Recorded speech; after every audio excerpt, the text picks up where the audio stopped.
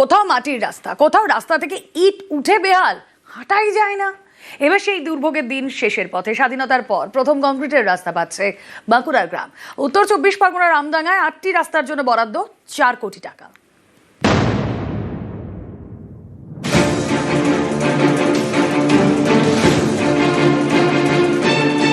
বাঁকুড়ার পাত্রসায়র ব্লকের নারায়ণপুর গ্রাম পঞ্চায়েত।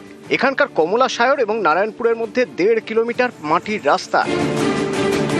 স্বাধীনতার পরেই প্রথম রাস্তাটি পাকা হবে। বৃহস্পতিবার তারই শিলান্যাস হয়ে গেল।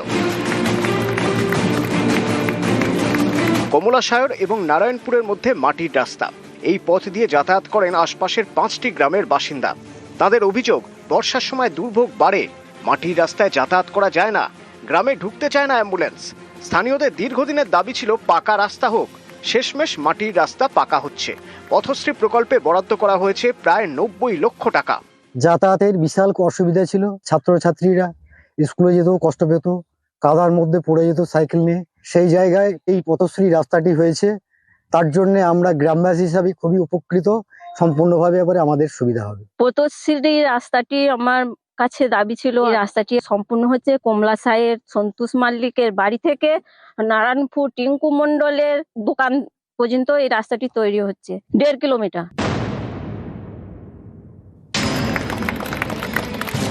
উত্তর 24 পরগনার আমডাঙ্গা, এখানকার চণ্ডীগড় গ্রাম পঞ্চায়েত এলাকার চাকনিয়া বেহাল রাস্তা।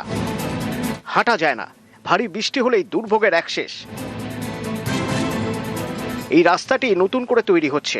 সব মিলিয়ে আমডাঙ্গায় 8টি রাস্তার জন্য বরাদ্দ করা হয়েছে 4 কোটি টাকা। বৃহস্পতিবার সেই কাজেরই আনুষ্ঠানিক শুরু। খুবই খুশি, কারণ রাস্তাটা আমাদের অতি অবশ্যই প্রয়োজন।